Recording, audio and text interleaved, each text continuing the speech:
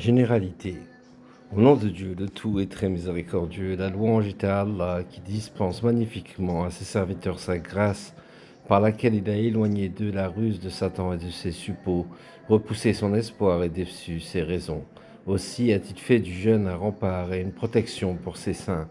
Par le jeûne, il a ouvert les portes du jardin paradisiaque. Il leur a fait savoir que les moyens d'accès de Satan à leur cœur restaient des désirs cachés que l'âme apaisée maîtrise, toute préparée à lutter contre l'adversaire avec son arme effilée et dégainée et ses forces puissantes.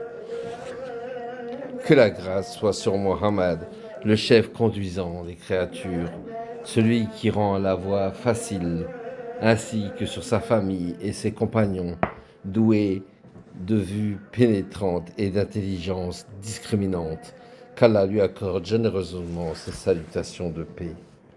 Le jeûne est le quart de la foi conformément aux deux nouvelles prophétiques suivantes.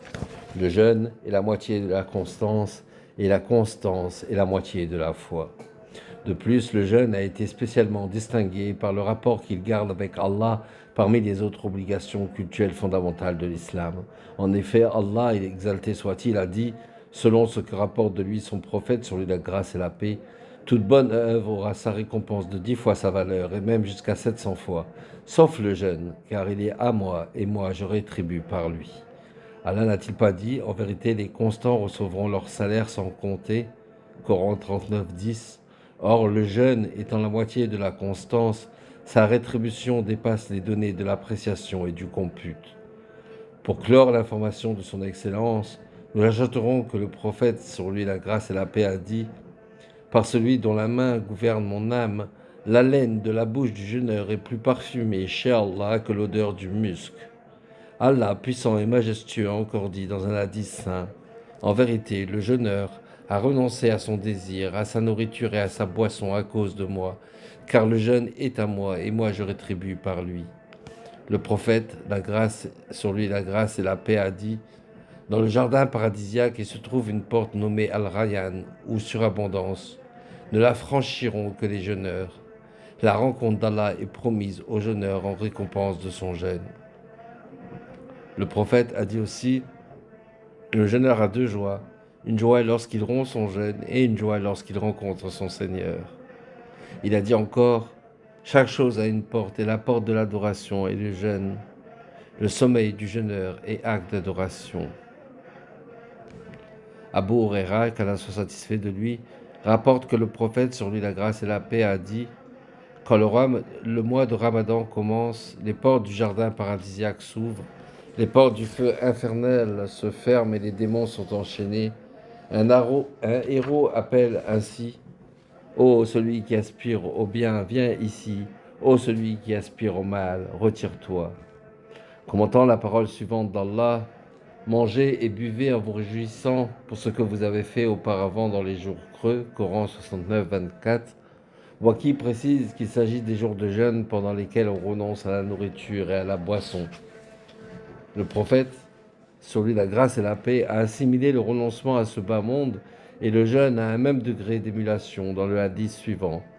En vérité, Allah, exalté soit-il, vante auprès de ses anges l'adorateur adolescent et lui dit « Ô jeune homme, toi qui as renoncé à tes désirs à cause de moi et qui me consacres ta jeunesse, tu es auprès de moi comme certains de mes anges. » Le prophète, sur lui la grâce et la paix, a dit de la part de son Seigneur à propos du jeûneur « Allah, puissant et majestueux, a dit « Portez le regard, ô mes anges, sur mon serviteur qui a renoncé à son désir, à son plaisir, à sa nourriture et à sa boisson à cause de moi. » À propos du verset suivant, « Aucune personne ne connaît ce qui lui est réservé de fraîcheur des yeux en récompense de ce qu'elle a fait. » Coran 32, 17.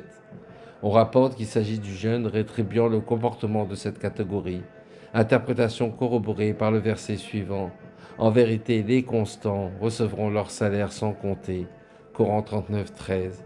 C'est pourquoi Allah accorde aux jeûneurs une récompense libérale donnée sans compter, c'est-à-dire sans faire intervenir ni l'appréciation, ni l'aptitude à jeûner, puisque le jeûne appartient à Dieu et est ennobli par la relation qu'il garde avec lui-même, bien que toutes les œuvres d'adoration lui appartiennent. Il en est de cet ennoblissement comme de celui de la maison sacrée de la Mecque, la Kaaba, qu'il a rendu digne par la correspondance qu'il a établie avec lui-même en disant la maison d'Allah, bien que toute la terre lui appartienne également. Deux raisons viennent confirmer ce point de vue. Le jeûne, premièrement, est abstinence et renoncement. Il porte en lui-même un secret qui ne comporte pas d'effet visible. Or, tous les actes d'obéissance sont attestés des créatures et observables, alors que le jeûne n'est attesté que par Allah, puissant et majestueux. C'est qu'il implique un comportement intérieur de pure patience. Deuxièmement, le jeûne contraint l'ennemi d'Allah. En effet, les moyens d'influence de Satan, qu'Allah le maudisse, sont les désirs. Or, ceux-ci se renforcent par la nourriture et la boisson. C'est donc pour cette raison que le prophète, sur lui la grâce et la paix, a dit « En vérité, Satan se propage dans le Fils d'Allah comme le sang dans le corps, amoindrissez son flot par la faim. » Pour cette raison, le prophète, sur lui la grâce et la paix, a dit à Aïcha, qu'Allah soit satisfait d'elle, « Frappe sans relâche à la porte du paradis. » « Comment cela ?» demanda-t-elle. « Par la faim, répondit-il. Nous traiterons du mérite de la faim dans le chapitre consacré aux méfaits de la nourriture et aux remèdes à y porter. Le jeûne est donc plus apte à dompter Satan, à contenir ses agissements et à amoindrir son influence. Pour ces raisons, il a le privilège d'être attaché à Allah puissant et majestueux, car dans le domptage de l'ennemi d'Allah, il y a une assistance en sa faveur, gloire à lui. Or, celui qui prête assistance à Allah reste subordonné au secours qu'Allah lui doit, car Allah, qu'il soit exalté, a dit « Si vous assistez à Allah, il vous assistera et affermira vos pas. » Coran 47, 8. La méthode préalable consiste dans l'effort que le serviteur fait et la rétribution se trouve dans la guidance que Dieu accorde ainsi qu'il le mentionne dans ces versets. Nous guiderons sûrement dans nos voies ceux qui combattent parmi nous. Coran 29, 69.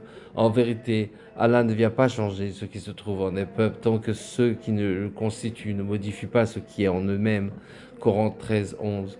Or, le changement dont il est question a pour objet de contrarier l'accroissement des désirs, penchant que ce qui sont les pâturages dont les démons se nourrissent.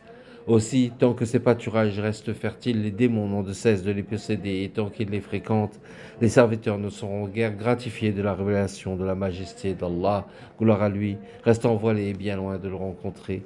Le prophète, sur lui la grâce et la paix, a dit « Si les démons ne voltigeaient sur les cœurs des fils d'Adam, ceux-ci pourraient regarder le royaume des cieux. » Sous cet aspect, le jeûne se présente comme la porte de l'adoration et comme une protection. Sa valeur insigne aura alors été reconnu selon cette définition. L'exposé de ses conditions extérieures et intérieures sera fait en précisant ses fondements légaux, ses règles traditionnelles et ses significations profondes. Nous allons le traiter en 3 grands chapitres. Chapitre 1. Des obligations et des règles extérieures du jeûne, des circonstances qui l'invalident. Les 6 obligations extérieures, section 1. La première. Elle concerne l'observation du premier jour du mois de Ramadan à partir de la vision du croissant de lune. Si le temps est couvert, il faut admettre que le mois précédent, celui de Chaban, a 30 jours. Par cette vision du croissant, nous entendons la connaissance certaine qu'il a bien été observé. Or, celle-ci résulte de la parole d'un seul témoin musulman juste. Par contre, la vision du croissant de lune du début du mois de Shawwal, le mois qui suit celui de Ramadan, doit être confirmée au moins par 2 témoins justes adonnés à la pratique d'adoration. Celui qui entend un seul témoin juste proclamer avoir vu le hilal à la parole duquel il peut se fier et dont la sincérité lui paraît évidente est tenu de jeûner, même si le cadi ne l'a pas encore annoncé. Dans cette pratique d'adoration, chacun se conformera à ce qu'il a estimé valable. Quand la vision du croissant de lune a lieu dans une localité et pas dans une autre, le jeûne devient obligatoire pour tous ceux qui se trouvent entre ces 2 territoires si ces derniers sont distants de moins de 2 relais de monture. Si la distance est plus importante, les habitants de chaque localité se décident en toute indépendance sans que l'obligation de jeûner s'étende au-delà. La seconde, c'est l'intention de jeûner. Cette intention doit être renouvelée chaque nuit d'une manière délibérée, claire et catégorique. Car l'intention de jeûner tout le mois de Ramadan formulée une fois pour toutes au début du mois ne saurait suffire. C'est ce que nous venons de spécifier par notre propos chaque nuit. car l'intention formulée pendant le jour ne peut être valable ni pour le jeûne de ce mois, ni pour un jeûne obligatoire, sauf pour celui de libre initiative ou surérogatoire. C'est ce que nous avons voulu préciser en disant délibéré, puisque l'intention expresse de jeûner peut s'appliquer soit au jeûne du Ramadan, soit à un autre jeûne obligatoire. Or, celle-ci ne pourrait suffire ici tant qu'on n'a pas en vue le jeûne qu'Allah impose et qui est en l'occurrence celui du mois de Ramadan. De même, n'est-il pas valable de considérer le jeûne de la journée du doute comme premier jour du mois en question, même si on avait eu cette intention pendant la nuit et même si cette journée s'avérait après l'aube faire partie du mois de Ramadan? La résolution de jeûner peut s'appliquer même si l'intention a été déterminée par la déclaration d'un seul témoin juste. La présomption d'une erreur ou d'un éventuel mensonge de celui-ci ne doit pas altérer la résolution de jeûner le jour en cause. La résolution de jeûner qui se fonde sur une circonstance précise, le doute par exemple qui peut survenir pendant la dernière nuit de Ramadan, à savoir si le lendemain est jour de jeûne ou non, ne peut être mise en cause puisque dans le doute on doit avoir eu l'intention de jeûner le lendemain. De même, si l'on se fonde sur une interprétation personnelle, ijtihad, le doute n'invalide pas l'intention de jeûner. Par exemple, dans le cas de celui qui est enfermé et qui s'impose par une évidence résultant d'une interprétation personnelle que le mois de Ramadan a commencé. Le doute qu'il pourrait avoir ne doit pas invalider son intention de jeûner. Même si une incertitude existait pendant cette nuit, appelée nuit du doute, sa résolution de jeûner n'est pas altérée par ce qu'il pourrait dire, car celle-ci réside dans le cœur, là où on ne peut concevoir la coexistence de la ferme résolution et du doute. Par exemple, si l'on se disait en plein Ramadan, demain je jeûnerai si ce jour est encore en Ramadan. En effet, un tel propos n'est pas préjudiciable à l'intention, car il s'agit en l'espèce d'une habitude de langage, alors que là où réside l'intention, il ne peut y avoir une telle hésitation, puisqu'il est indubitable que le jour qui va suivre appartient encore à ce mois. Celui qui, pendant la nuit, décide de jeûner, puis mange le jour, ne détruit pas son intention. La femme qui a ses règles et qui a formulé l'intention de jeûner, si son état cessait, le fait valablement lorsqu'elle peut se purifier avant l'aube. La troisième. Elle concerne l'abstention d'introduire quoi que ce soit dans les entrailles d'une manière délibérée du fait qu'on a la conscience de jeûner. Le jeûne est donc détruit par l'absorption de nourriture, de boissons, par la médication administrée par le nez, par le lavement. Il n'est pas altéré par la saignée, les ventouses, le khol, l'introduction d'aiguilles dans l'oreille et dans le canal de la vessie, sauf si on y laisse tomber du liquide goutte à goutte au point de la remplir entièrement. Le jeûne n'est pas détruit par ce qui pénètre dans l'estomac sans le vouloir, tel que la poussière de la route ou la mouche qu'on avale ou encore l'eau qu'on absorbe pendant le rinçage de la bouche. Il n'est rompu que lorsqu'on s'efforce d'introduire l'eau pendant le gargarisme de l'ablution, car alors on a l'intention de le faire. C'est ce que nous avons voulu dire par notre expression d'une manière délibérée. Quant à notre expression, en gardant la conscience du jeûne, elle signifie se garder soigneusement des distractions, car dans cet ordre d'idées, celui qui mange délibérément aux deux extrémités du jour, en estimant que le temps du jeûne n'est pas encore arrivé ou est accompli, et qui constate après coup qu'il a effectivement mangé pendant la journée de jeûne, n'a pas rompu son jeûne, mais il doit le compenser plus tard. Si pourtant il demeure sous le coup de son estimation et de son appréciation personnelle, c'est-à-dire que son jeûne n'est pas altéré, il ne doit pas à la réparation. Mais il n'est pas convenable qu'il mange trop près des deux extrémités du jour, là où la confusion est toujours possible, sauf après avoir considéré et apprécié qu'il peut valablement, donc légalement, le faire. La quatrième, elle consiste à s'abstenir de l'union sexuelle, sa définition étant la pénétration totale du gland de la verge. Si l'union a lieu par suite de l'oubli de l'état de jeûne, celui-ci n'est pas interrompu. Si l'union se produit pendant la nuit ou bien qu'il y ait eu pollution nocturne et que l'on se retrouve au matin en état de grande impureté légale, le jeûne n'est pas rompu. Si l'homme se lève alors qu'on se trouve encore uni à sa femme, le jeûne est valable si l'on se retire sur le champ, mais si l'on demeure dans cette position, le jeûne se trouve invalidé et l'on s'oblige alors à la réparation. Cinquièmement, elle concerne l'abstention de l'émission de liquide spermatique. Il s'agit, en l'espèce, de la sortie du sperme intentionnellement par union sexuelle ou non qui détruit le jeûne. Mais le simple baiser donné à son épouse n'altère pas le jeûne, ni le fait de se coucher près d'elle sans vouloir la prendre. Toutefois, cela est réprouvé, sauf s'il s'agit d'un vieillard ou de quelqu'un maître de son membre. Le baiser n'est pas considéré comme répréhensible pendant le jeûne, mais il vaut mieux s'en abstenir.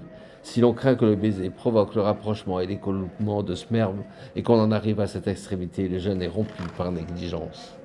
La sixième, elle consiste à s'abstenir de vomir, car le vomissement forcé détruit le jeûne, mais non celui qui intervient d'une manière non délibérée. Dans ce dernier cas donc, le jeûne n'est pas rompu. Si on avale les glaires qui se trouvent dans la gorge, dans la poitrine, le jeûne n'est pas détruit par dispense, compte tenu de l'impossibilité éprouvée d'une manière générale d'éviter cette étreinte provoquée par raison de santé. Mais si on avale cela après l'avoir fait parvenir à ces endroits, le jeûne se trouve interrompu. Conséquences de la rupture du jeûne. Elles sont de 4 sortes: le report ou l'acquittement, qara, l'expiation ou réparation, kafara, l'abstention de manger, imsak, le reste de la journée, par conformité avec ceux qui jeûnent, la compensation, fidia. Reprenons chacun de ces 4 points. Le report ou acquittement. Son obligation frappe tout musulman astreint aux prescriptions légales qui abandonne le jeûne avec ou sans excuse. La femme en état de règle ainsi que le renégat doivent reporter le jeûne. Par contre, l'infidèle ou mécréant, c'est-à-dire le non-musulman, l'impubère et le démon n'y sont pas tenus. Le jeûne continu n'est pas de rigueur dans le cas de report de jour du mois de Ramadan. Ce report sera donc accompli d'affilée ou non. L'expiation ou réparation, elle est seulement exigée quand il y a eu union sexuelle pendant la journée de jeûne, et non pas dans le cas de l'écoulement spermatique involontaire ni dans le fait d'avoir mangé ou bu par exemple. La réparation consiste dans l'affranchissement d'un esclave ou en cas d'impossibilité dans le jeûne continu de 2 mois ou, si l'on n'en est pas capable, dans la nourriture de 60 indigents en raison d'une quantité fixée par personne. La compensation. Elle est rendue obligatoire pour la femme enceinte et celle qui allait lorsqu'elles rompent par crainte pour leur enfant. Pour chaque jour de jeûne ainsi perdu, il est dû l'équivalent d'une mesure de froment donnée à un pauvre, comme dans le cas de l'acquittement au report. Le vieillard décrépit qui ne jeûne pas fera l'aumône de l'équivalent d'une mesure de froment pour chaque jour perdu s'il en a les moyens. L'abstinence, le reste de la journée. Elle est obligatoire pour celui qui a désobéi en rompant ou qui a arrêté involontairement son jeûne avant l'heure de la rupture. Elle n'est pas due pour la femme dont les règles viennent de cesser et qui vient de se purifier, ni pour le voyageur lorsqu'il se trouve avoir parcouru la distance qui sépare deux relais de monture. L'abstention est d'obligation quand un seul témoin juste atteste la vision du croissant lunaire le jour du doute. Le jeûne pendant le voyage est plus méritoire que la rupture, excepté si on n'est pas capable de le supporter. On ne rompra ni le jour du départ, si on est sustenté au tout début de la journée, ni le jour de l'arrivée lorsqu'on revient en état de jeûne. Section 3. Des 6 règles traditionnelles en matière de jeûne. Retarder le repas du petit matin, juste avant la limite de l'aube. S'empresser de rompre avec des dattes ou de l'eau avant la prière du couchant. Cesser de se curer les dents après-midi. Pratiquer la libéralité pendant le mois de Ramadan à cause des vertus de l'aumône purificatrice, zakat. S'adonner à l'étude du Coran.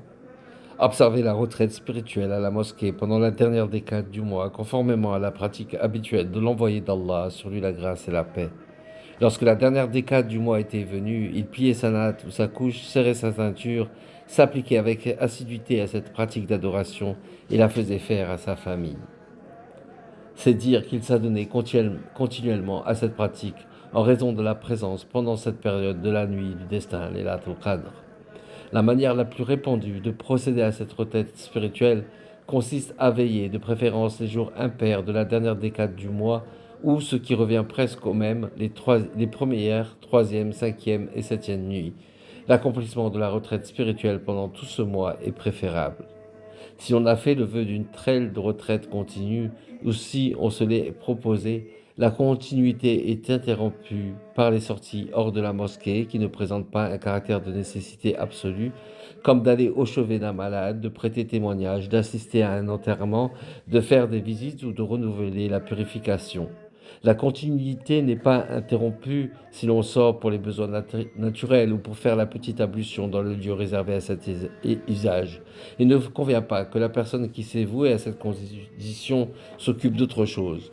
Le prophète, sur lui la grâce et la paix, ne sortait que pour les besoins de l'homme et ne s'informait des malades qu'en passant. La continuité de la retraite spirituelle est rompue du fait de l'union sexuelle et non par le baiser.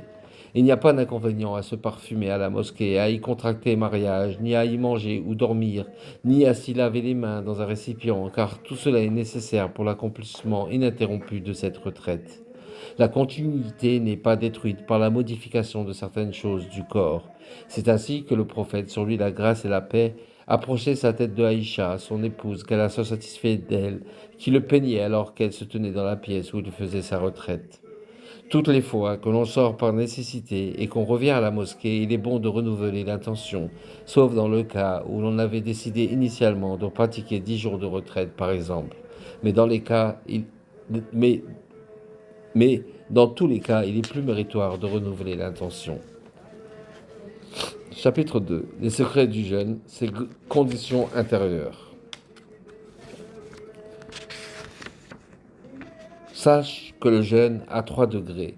Le jeûne général ou jeûne du commun, le jeûne spécial ou jeûne de l'élite, et le jeûne spécial réservé au jeûne de l'élite de l'élite.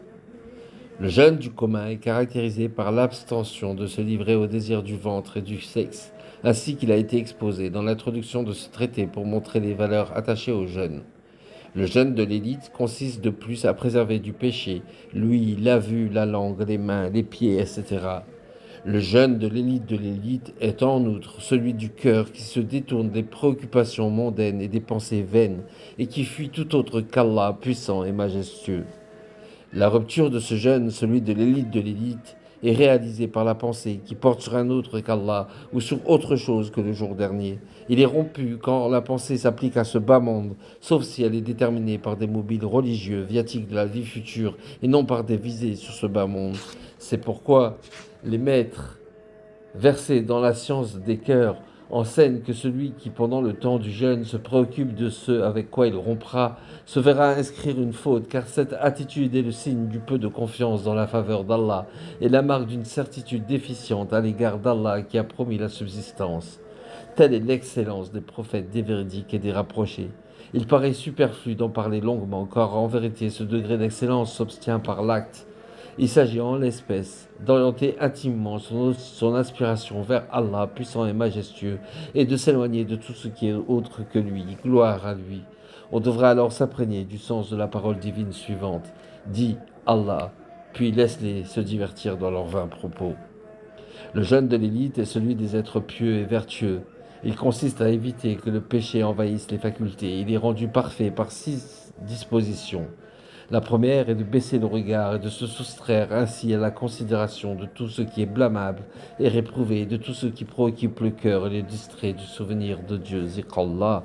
Le prophète, que Dieu lui accorde sa grâce et sa paix, a dit « Le regard concupiscent est l'une des flèches empoisonnées d'Iblis, qu'Allah le maudisse. » Dieu donne une foi qui procure la douceur du cœur à celui qui préserve son regard par crainte de lui.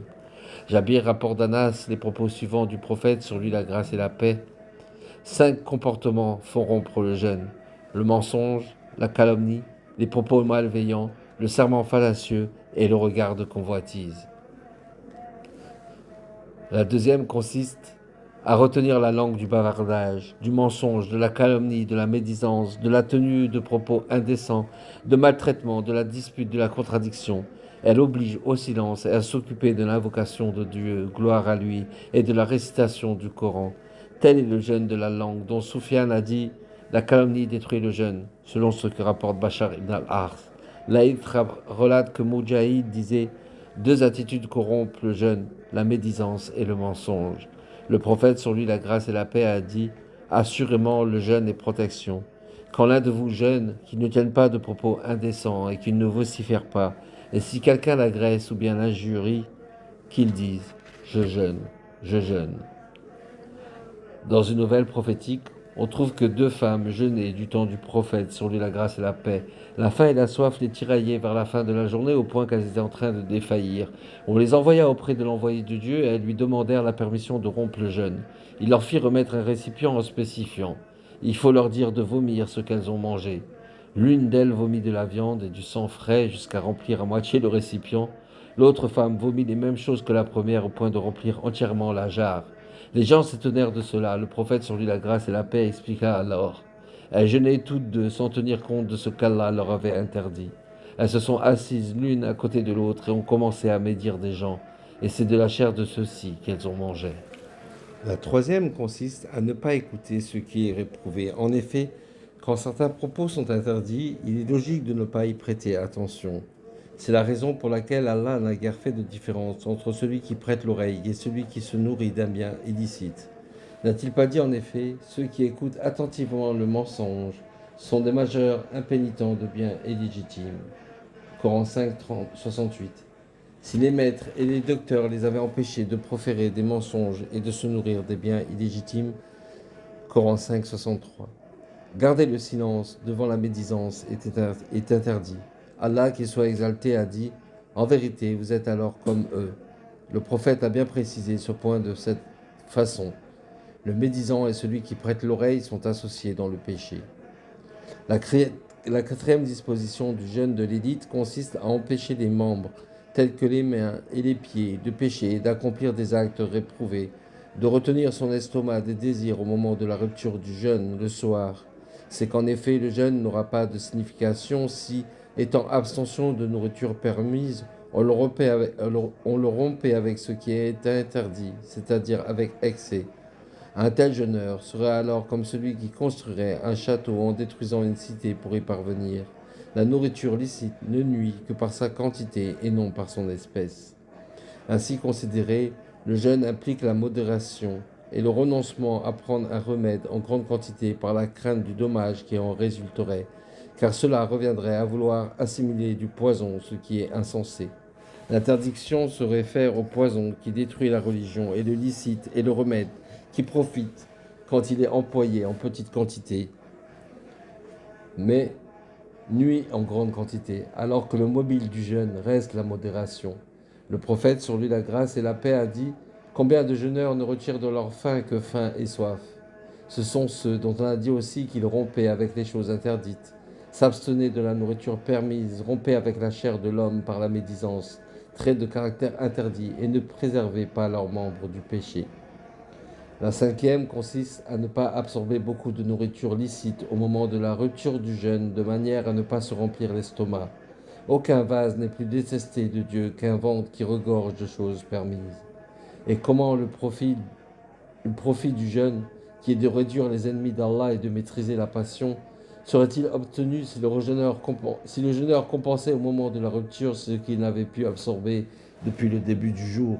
Il se pourrait même, au moment de rompre son jeûne, qu'il ajoute d'autres aliments que ceux qu'il absorbe ordinairement, au point de prendre l'habitude de garder toutes sortes de victuailles pour le mois de Ramadan et de manger ainsi des mets qu'il ne consomme pas pendant les autres mois de l'année.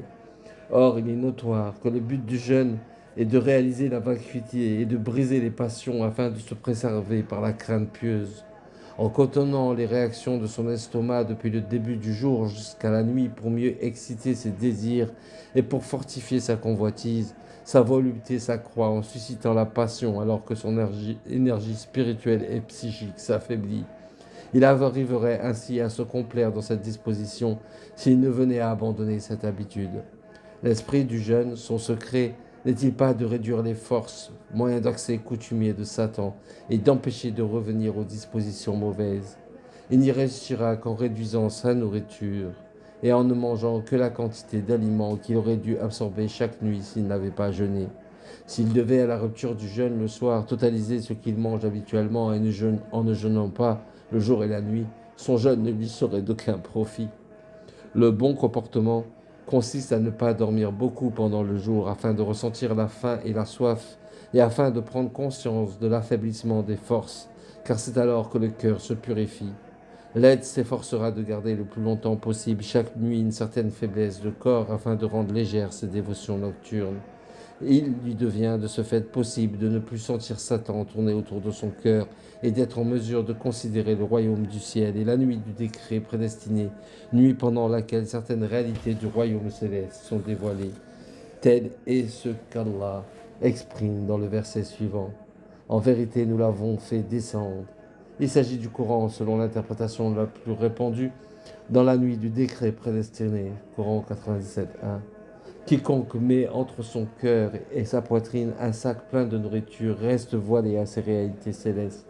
Celui qui vide son estomac n'obtiendra pas l'enlèvement du voile tant qu'il n'aura pas libéré son énergie spirituelle de tout ce qui n'est pas Dieu, puissant et majestueux. Or, c'est bien cela qu'il faut réaliser en commençant par réduire la quantité de nourriture. Mais nous traiterons à nouveau de ce point au chapitre consacré à la nourriture. La sixième disposition qui rend le jeûne parfait consiste, après la rupture, à ressentir crainte et espoir dans le cœur devant l'incertitude de savoir si le jeûne sera agréé de Dieu. Si tel est le cas, l'être ainsi concerné sera parmi les rapprochés de Dieu. Mais si au contraire son jeûne est refusé, il se trouvera donc les réprouvés. Il devra donc veiller à garder cette attitude à l'issue de chaque œuvre d'adoration. On rapporte que Al-Hassan, fils de Abu al-Hassan al-Basri, passant près d'un groupe de gens qui riaient, s'exclama: Assurément, Allah a fait du mois de Ramadan un hippodrome pour ses créatures. Elles y rivalisent de vitesse pour lui obéir. Certains êtres l'emportent et triomphent, alors que d'autres restent à l'écart et échouent. Le comble de l'étonnement du rieur qui se distrait en ce jour où ceux qui l'emportent réussissent et où ceux qui sont frivoles se perdent. Oui, par Allah, le comble de l'étonnement ne réside-t-il pas dans le fait que, si le voile était levé, celui qui est vertueux se préoccuperait de sa vertu et celui qui fait mal de sa mauvaise fin, de sa mauvaise action. C'est dire que la joie de celui qui est agréé de Dieu le détourne de la frivolité et l'infortune de celui qui est réprouvé lui ferme la porte du rire. On rapporte qu'une certaine personne tint les propos suivants à Al-Abna bin Qais. Certes, tu es bien vu et le jeûne t'affaiblit. Il répliqua: Je me dispose à l'accomplir en vue d'un long voyage. La constance dans l'obéissance due à Allah, gloire à lui, est plus facile que la résignation dans son châtiment. Telles sont les significations intérieures du jeûne. Viendrais-tu à dire: Qu'arrive-t-il à celui qui se modère en refusant de s'adonner aux désirs du ventre et du sexe, mais qui pourtant néglige toutes les significations ci-dessus mentionnées? Les juristes répondent que son jeûne est valable, mais qu'ils n'en réalisent pas le sens profond. Sache toutefois que les docteurs de la loi extérieure établissent les conditions extérieures légales à l'aide d'arguments plus faibles que ceux que nous venons de présenter pour établir les modalités intérieures du jeûne, et nous voulons notamment indiquer la médisance et certaines de ses formes. Cependant, les docteurs qui considèrent à l'extérieur les prescriptions de la loi ne traitent que de ce qui est à la portée de l'immense majorité des gens composés de négligents adonnés à ce bas monde et qui sont subjugués par lui.